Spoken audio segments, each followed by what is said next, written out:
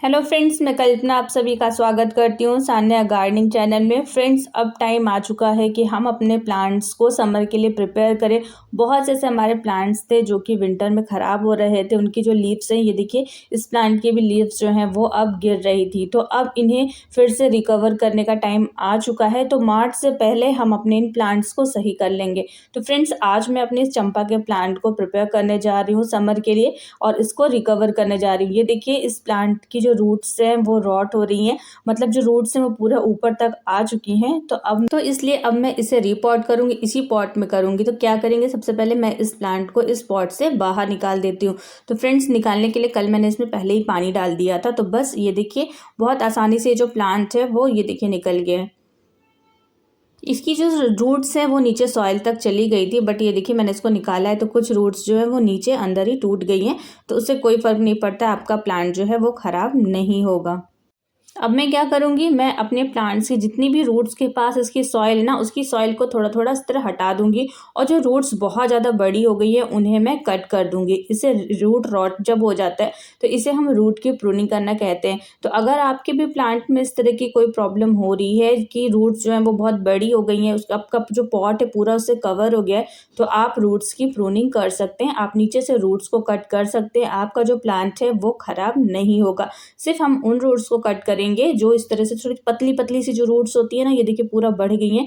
तो बस इन्हें हम कट कर देंगे। फ्रेंड्स, मैं इसी पॉट में फिर से इसको रीपॉट करने वाली हूँ। तो सबसे पहले मैं क्या करूँगी कि इस पॉट की जो सॉइल है उसको मैं निकाल लेती हूँ।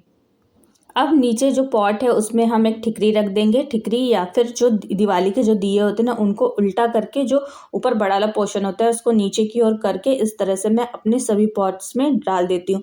तो इस तरह से मैंने इसमें दिया डाल दिया। दिया डालने के बाद मैं फिर से इसी सॉइल को यूज़ करूँगी। तो जो उसकी रूट्स जो हमारे सॉइल के अंदर है उनको हटाते हुए जितनी भी उसमें सॉइल है उसको मैं आधा अपने जो पॉट है इसको फिल करूँगी। पूरा फिल नहीं करेंगे, आधा फिल करके फिर हम प्लांट को रख कर इस पर देखेंगे कि उसकी हाइट कितनी है। तो ये देखिए, इतना रखेंगे कि जब हमारे प्लांट्स की फिर से रूट्स बढ़ेंगी तो हमारा जो पॉट है उसमें बहुत जल्दी उसकी रूट रॉट्स ना हो, या फिर जो रूट्स हैं वो बहुत जल्दी हमारे पॉट्स के नीचे से ना निकले। तो अब हम क्या करेंगे, सारी सॉइल्स को अपने पॉट में इस तरह से भर देते हैं।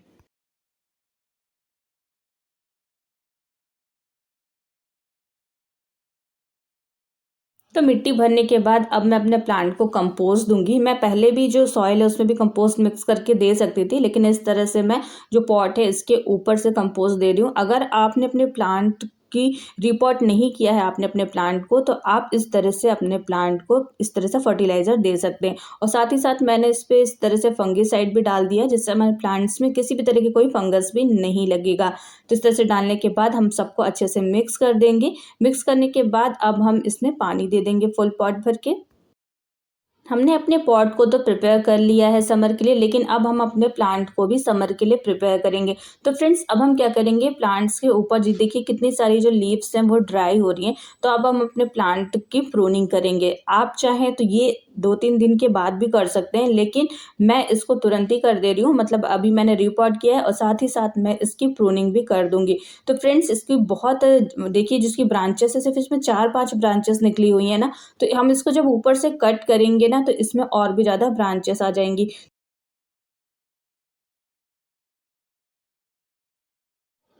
प्रूनिंग करने के बाद जहाँ-जहाँ से हमने इस तरह से प्लांट्स को कट किया है वहाँ पर हम फंगिसाइड लगा देंगे, जिससे कि हमारी जो कटिंग है वो ऊपर से ख़राब ना हो।